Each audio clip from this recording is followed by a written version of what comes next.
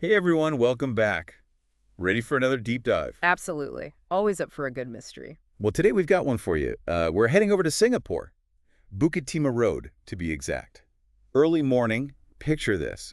Construction's going on, the usual kind of scene, near the King Albert Park MRT station. Anyone familiar with the area? Oh, yeah, I can picture it. Busy even early in the morning. Exactly. And right in the middle of it all, this car, not just any fender bender, we're talking serious damage, like a missing door kind of damage. Whoa, hold on. Missing a door. That's got to be some serious impact. What happened? Another vehicle involved? That's the thing. No other vehicles. That's what makes this one interesting. Okay, now I'm really curious. What are we working with here in terms of information? So we've got a few pieces of the puzzle. We've got an eyewitness account, someone who was right there just after it happened. Okay, first-hand perspective, always helpful. Plus, we've got the official statements from the police and the SCDF, the Singapore Civil Defense Force. All right, so let's piece this together. What does the eyewitness tell us? Her name is Miss Kai, and she actually took some photos. Let me pull them up here. Okay, so you can see it's a white car, pretty standard, but the entire right side, gone. Just gone. Wow, just debris scattered everywhere. Yeah, it's a mess. Ambulance and tow truck are already there. You get a sense of the chaos. And two guys in the photo look like they're directing traffic around the whole thing. It adds a real human element to the scene. It does. It makes it feel so much more real. Okay, so the police report mentions self-skidding, and that's where things get a little tricky. Self-skidding, huh?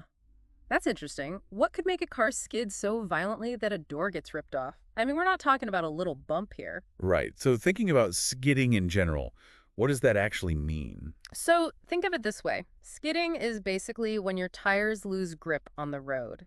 It's like trying to steer on ice. I've definitely done that. Not fun. Exactly. You turn the wheel, but the car just keeps going straight. Scary stuff. So in this case, something caused the driver to lose control like that. Several things could cause that, right? Oh, absolutely. Speed is a big one, especially if the road's wet or uneven. And we know it was a construction zone, so who knows what the road conditions were like. Exactly. And then you've got things like oversteering, turning the wheel too sharply. Or even hitting something unexpected in the road, like a patch of oil or loose gravel. All of those things could lead to a skid. But to rip off a door, it had to be a pretty violent one. And thankfully, the SCDF report says the driver, he was a 57-year-old man, was conscious when they took him to the hospital. That's good to hear. Given the damage, he's lucky to be alive. Really lucky. Yeah. But they are still investigating, trying to figure out exactly what happened. So how do they even begin to do that? I mean, how do they piece together a car accident like this? Well, it's like solving a puzzle, right? And the first clue they look at is the skid marks. Ah, the skid marks. Makes sense. Yeah, it's not just random tire tracks. The length, the direction, all of that tells them a story, like how fast the car was going. Whether the driver braked or tried to swerve.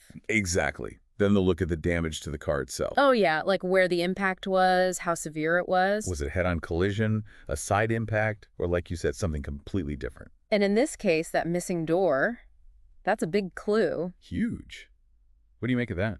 Well, for a door to be ripped off like that, you're talking about a tremendous amount of force, lateral force, hitting something on the side. So maybe he skidded sideways into a curb. Possibly. Or even into some of that construction equipment. It's hard to say without more information. True, true. And this is where the eyewitness comes back in. Her photos are helpful, but what did she actually see happen? Right. Any details she could provide about the car before the skid? Anything unusual? Exactly. All those little things can help investigators build a more complete picture. It really is fascinating, like detective work. Makes you think, right? So I'm curious, if you were investigating this, what would you be looking for? What details, maybe even in Miss Kai's photos, would catch your eye? Ooh, that's a good one. I'd be looking at the debris field, the position of the car, maybe even the expressions on those guys directing traffic, anything that might tell a story. That's a great point. Sometimes the most obvious clues are the ones we overlook. And on that note, I think we've reached the end of our deep dive for today. Time flies when you're dissecting a car accident, huh? It really does.